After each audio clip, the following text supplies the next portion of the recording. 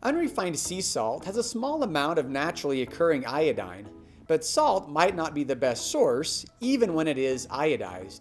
Many salt producers remove most trace minerals in their salt and add just enough iodine to qualify it as iodized.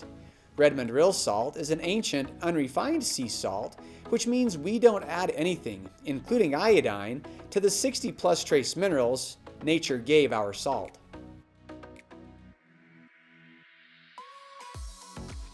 Real salt doesn't technically expire, because natural salt without additives doesn't ever go bad. If you notice, we said that natural salt without additives won't go bad. Refined table salt, the pure white stuff you probably grew up using, will go bad.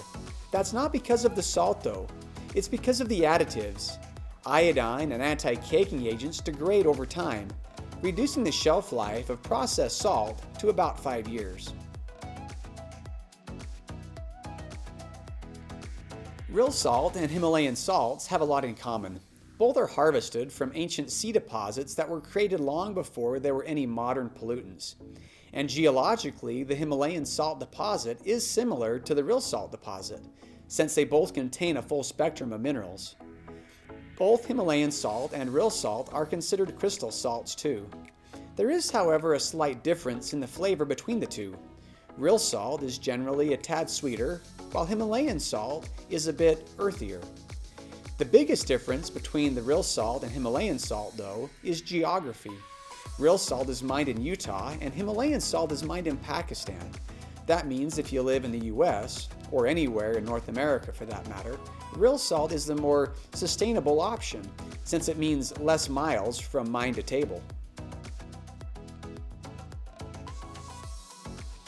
In prehistoric times, there was an inland sea covering what is now Redmond, Utah, known as the Sundance Sea.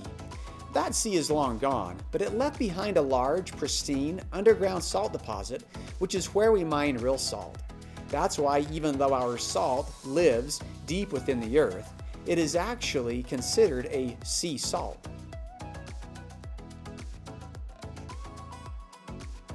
Redmond Real Salt is not a modern-day salt. It comes from an ancient seabed located 600 feet underground that geologists date to the Jurassic period.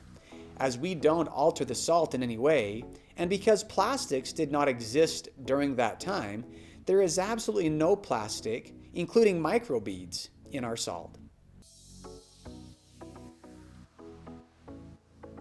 Real salt is unrefined and harvested from an ancient underground deposit created by nature long before man-made pollution, making it an excellent choice for people interested in making their own Soleil water. Long before lead-based paint, leaded gasoline, batteries, and gym weights, trace amounts of lead has been found in all natural soils and most plants. That's because lead is one of the elements that make up the planet we call home, and in trace amounts is found almost everywhere. It has been and always will be. That doesn't mean we shouldn't try to avoid and minimize lead exposure in our lives, and fortunately the use of refined lead in consumer products has decreased substantially since 1978 because of government regulations. But as good as lead regulations are, they can't remove natural lead levels that have always been part of the earth. Fortunately for us, our bodies are able to deal with the trace amounts of lead in our environment that we can't avoid. So what does that mean for real salt? Well, since elemental testing has been done on real salt, lead has rarely shown up on elemental scans.